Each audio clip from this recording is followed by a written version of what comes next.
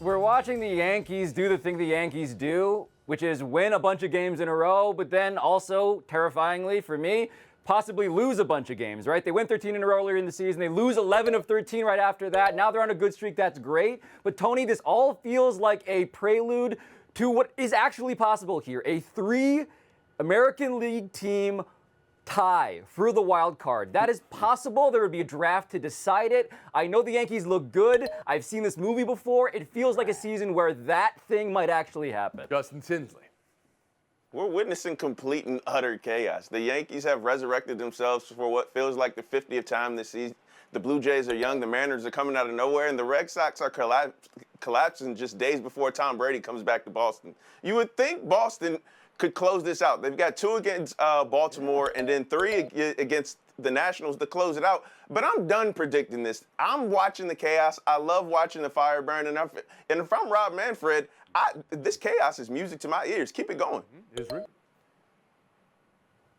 Yeah, the Yankees have a very Patriots-like do-your-job feel to them right now, and it feels like in the bullpen that's most obvious. And with Lou Severino, I think, is probably the biggest example of that, coming in after all that time off and really solidifying that bullpen. They should be getting some more bullpen help with some health coming up. But even the story of Giancarlo Stanton, like I love the idea that he has been, ridiculed by Yankees fans for a couple of years and had everything you've heard from a Yankees fan potentially, and now, when it matters most, at one of his, incredible hot streaks, like that all sort of vibe for the Yankees. I feel like that can continue. It's not even the first time he's done it for the franchise. I mean, last year, the postseason, he had 6 home runs. Right. Ramona Shelburne, we'll bring you in here. Can I say a word for the West Coast? Yeah. Do I have to be the bias? No, it's like, not a bias. The Mariners are. I mean, Mariners are after in St. this, Louis, you the guys. hottest team in baseball. Yeah. Oh, my goodness. Like, at the beginning of the year, anytime somebody threw a no-hitter, we were like, oh, they must have played the Mariners because they couldn't hit. Yeah. I mean, this team is back in it, and they have What is it great young about talent. this team right now and the run they're on that makes you think maybe they can break their drought?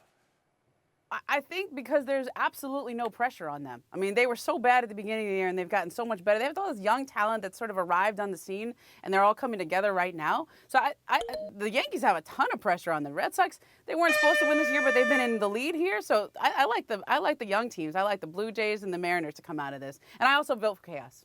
Oh, everybody. 5-team tie. Let's have a whole bunch of play-in games. Yeah. All right, if you like chaos, what's happening right now? I have no idea what's happening. What's happening? Things are happening. Points everywhere. Whoa. Thanks for watching ESPN on YouTube. For live streaming sports and premium content, subscribe to ESPN+.